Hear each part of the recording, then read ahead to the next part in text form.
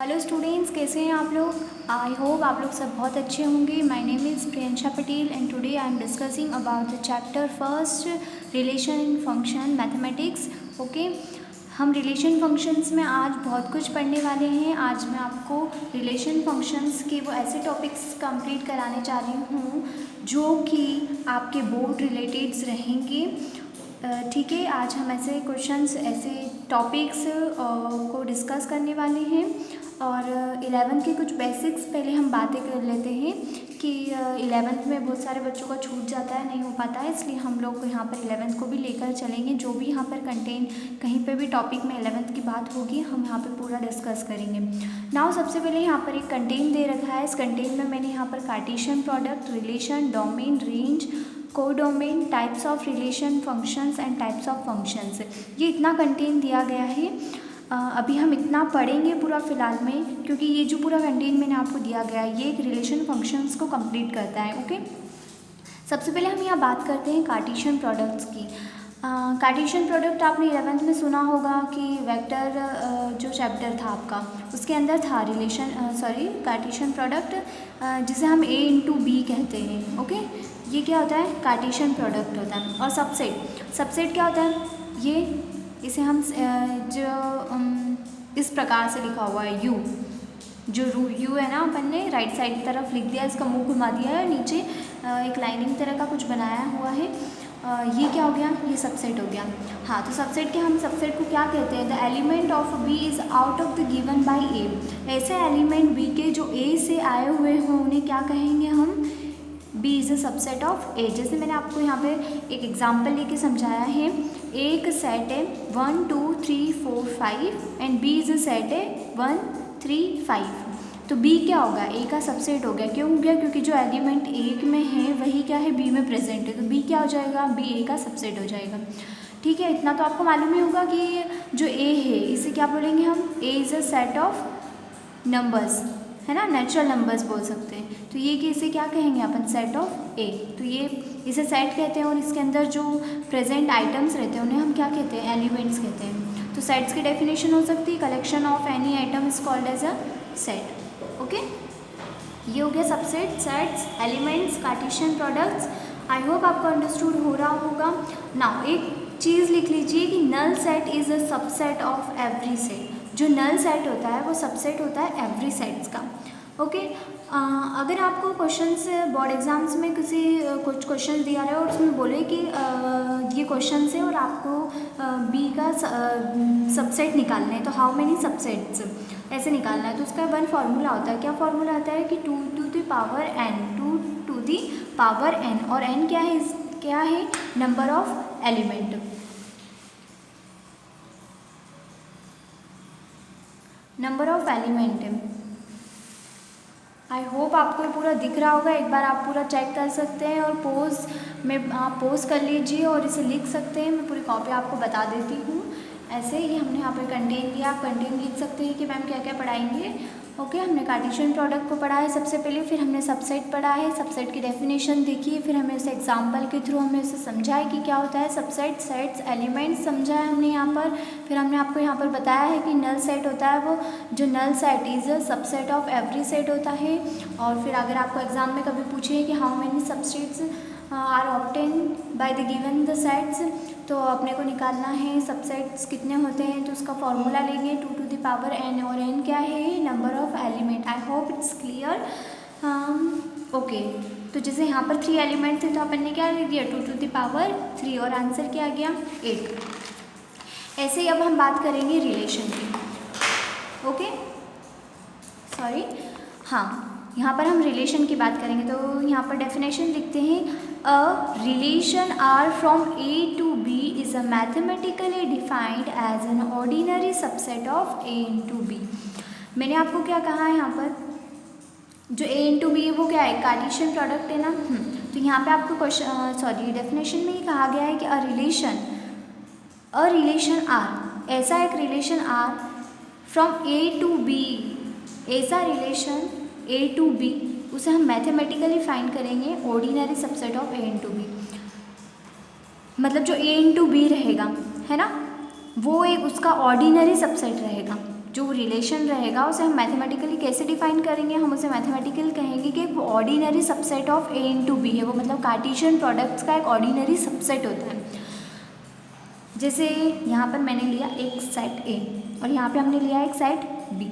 Okay, set A लिया हमने 1 2 3 4, यहाँ पे लिया 6 7 8 9। 1 किससे रिलेट कर रहा है? 8 से। 2 किससे रिलेट कर रहा है? 7 से। 3 किससे रिलेट कर रहा है? 6 से। 4 किससे रिलेट कर रहा है? 9 से, है ना। अब ये कार्टेशियन प्रोडक्ट हो गया, you know very well, A into B हो गया, और ये एक ऑर्डिनरी सबसेट, इनके बीच में एक ऑर्डिनरी सबसेट बनाए ना कि अरे यार, मतलब इनके अंदर एक ऑर्डिनरी सबसेट बना है और इनके रिलेशन को ही, मैथमेटिकली रिलेशन को ही क्या कहेंगे अपन, मतलब ये एक दूसरे से रिलेट कर रहे तो उन्हें क्या कहेंगे हम? रिलेशन कहेंगे। जैसे यहाँ पर इनका रिलेशन हमें बनाना है तो हम कैसे बनाएंगे? 1 8 2 7, है ना, 3 6 4 9, 3 6 4 9। ओके, अच्छा यहाँ पर एक नोट लिख लीजिए आप कि A into B are an non empty set. A और बी क्या होना चाहिए? नॉन एम्प्टी सेट होने चाहिए, है ना, नॉन एम्प्टी सेट होने चाहिए। और any subset of A into B can be said as a relation from A to B. अपन ने ऊपर ही पढ़ा है रिलेशन की डेफिनेशन, ऐसे यहीं पे भी वो चीज़ ही कही है। मैंने कहा था ना आपको कि any subset of A into B can be said as a relation from A to B. ठीक है, अब हम यहाँ डिस्कस करने वाले हैं डोमेन, रेंज और कोडोमेन की, है ना। तो डोमेन क्या होता है? All first value of the given ordered pair are called as a domain. जो ऑल फर्स्ट वैल्यू होती है ऑर्डर्ड पेयर की, उसे हम डोमेन कहेंगे। जैसे यहाँ पर डोमेन क्या है, मैंने क्या कहा? All first value of the ordered pair. First value मतलब 1 2 3 4, ये ऑर्डर्ड पेयर है, हम इसे ऑर्डर्ड पेयर कहेंगे। ये सब क्या है? एक ऑर्डर्ड पेयर। और पेयर में क्या, पेयर बोल दिया है मतलब कुछ पेयर में ही होती है वो चीज़, ठीक है। तो 1 8, तो all first value of the given ordered pair is a domain. तो ये क्या हो गया? 1 is domain, 2 is domain, 3 is domain, 4 is domain. Range किसे कहेंगे? Set of the second value of the ordered pair is called as a range. 8 क्या है? ये सेकेंड है, सेकेंड ऑर्डर्ड पेयर है, सेकेंड ऑर्डर्ड पेयर है, तो ये क्या हो जाएंगे? Range. Okay, I hope you can understood. हाँ, अब यहाँ पर हम कोडोमेन की बात कर रहे हैं कि कोडोमेन किसे कहते हैं। तो हम यहाँ पर कोडोमेन की बात कर रहे हैं, तो कोडोमेन को मतलब all value which taken by set A, all value which taken by set B, ठीक है। All value which taken by set A is called as a codomain. जो वैल्यू आपने बी से टेकन करी है वही सब आपका क्या रहेगा? कोडोमेन। तो ये क्या है? Codomain. Okay, I hope you understood, है ना। आपको आ रहा होगा ये समझ में कि क्या हो रहा है। आप इसे अच्छे से देख लीजिए और समझ लीजिए कि कहाँ पर क्या हुआ है, ठीक है। अच्छा, आगे हम बढ़ते हैं।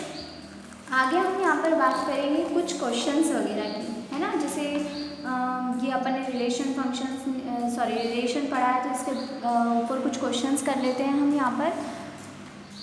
हाँ, तो हम यहाँ पर एक क्वेश्चन लेते हैं। ये CBSE का 2011 का क्वेश्चन है।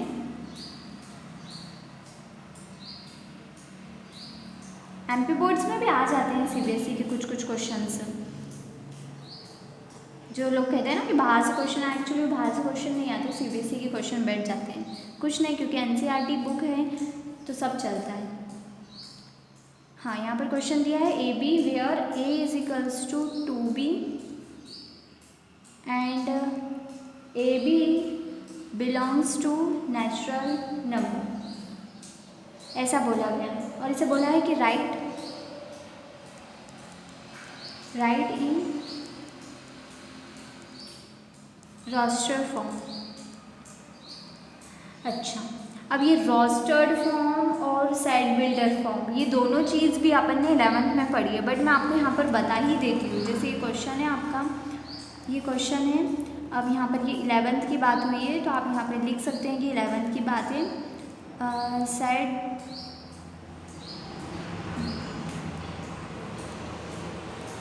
ये आप लिख लेना, स्पेलिंग्स का देख लेना। हाँ, तो सेट बिल्डर फॉर्म में कैसा लिखना रहता है, अल्फ़ाबेटिकली। ये जो लिखा है ना, ये किस फॉर्म में लिखा है, अल्फ़ाबेटिकली लिखा है ना। ये एक समझाने के लिए, मतलब एक टेक्नोलॉजी लगाने टाइप का है कि माइंड को सेट कैसे कर ले हम, कि सेट बिल्डर जैसे एग्जाम में पूछा है तो हमें याद आ जाए कि हाँ मैम ने बताया था अल्फ़ाबेटिकली, है ना। तो ये याद रहेगा अपने को। और जब आपको रोस्टेड फॉर्म में पूछे, रोस्टेड फॉर्म में पूछे तो उसे कैसे नंबर टाइप में लिखना है ना। जो बोला गया है उसे वर्ड में लिखना है, वर्ड्स में लिखना है, ठीक है। तो ये क्या हो जाएगा आपका,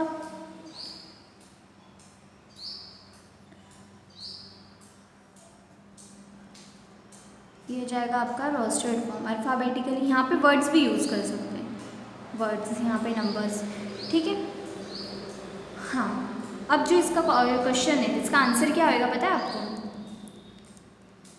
इसका आंसर होगा, सबसे पहले क्वेश्चन समझ लेते हैं अपन। यहाँ पे क्वेश्चन बोला है A B where A is equals to 2b, okay, and A B is a natural number. Natural number what, सभी नंबर्स हैं, यहाँ पे कोई सा भी नंबर ले सकते हैं हम। तो हम लेते हैं, जैसे यहाँ पे लिया हमने, हाँ ये आपका क्या है, ये आपकी कंडीशन, इसे क्या कहेंगे हम, कंडीशन। ये आपकी एक कंडीशन बन गई। इस कंडीशन के बेस्ड पर ही आपका आंसर रहेगा। कैसे, जैसे ए बी तो आपने ले रखा, उन्होंने कहा है कि ए बी है, और ए बी क्या है, नेचुरल नंबर है ना, नेचुरल नंबर है। पर वो कैसे होने चाहिए, ए इज इक्वल्स टू क्या होना चाहिए, 2b होना चाहिए। तो 2b होना चाहिए। अब हम b की वैल्यू पर अगर 1 रखते हैं, मतलब जैसे हमने फर्स्ट लिया a 2, अगर हम 2 ले रहे हैं फर्स्ट a, तो यहाँ पर b क्या लेंगे हम, 1 ले लेते हैं हम b को, तो 2 क्या आ जाएगा, 2 1 सा 2, ये बन गया। अब हम b ले लेते हैं, a ले लेते हैं हम 4, है ना। और यहाँ पर वो एक्चुअली सॉरी, मतलब मेरा समझाने का तरीका तो सही है, बट आप समझ नहीं पा रहे होंगे मैं यहाँ एक्चुअली कहना क्या चाह रही हूँ। a is equals to 2b बोला है ना, तो जैसे आपने a लिया है, आपने ले लिया है a 1 लिया है ना आपने, a को 1 लिया है, तो यहाँ पर b पर